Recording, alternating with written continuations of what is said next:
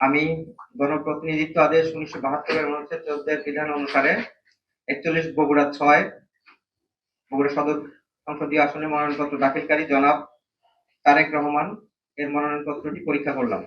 পরীক্ষান্তে মনোনয়নপত্রটি গ্রহণ করলাম।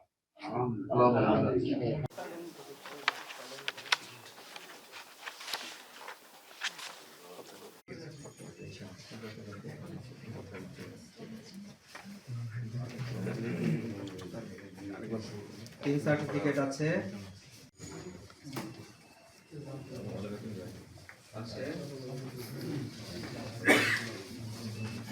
আমার মামলা সংক্রান্ত তথ্য পুলিশের রিপোর্ট আমরা জানতে চাই।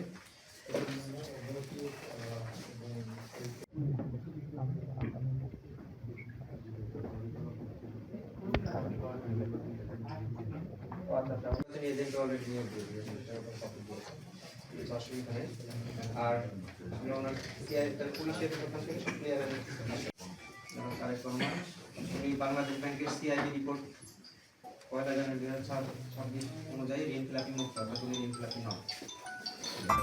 আমেরিকান ASTM স্ট্যান্ডার্ডে তৈরি আধুনিক যুগের আধুনিক pipe RFL easy pipe and fittings. কোনো বক্তব্য থাকে? ওনার কোনো মামলা পেন্ডিং আছে কিনা এখন সেটা কি দেখেছেন? হ্যাঁ, মামলা পেন্ডিং মানে কি? মামলা সবগুলোতে খালাস খারিজ কোনো অসুবিধা জানার জন্য পেন্ডিং থাকার সমস্যা নাই। যদি আমাদের মধ্যে কিন্তু চাল গঠন হলেও কোনো বাধা হবে না আদালত কর্তৃক ডিসি অফিস আছে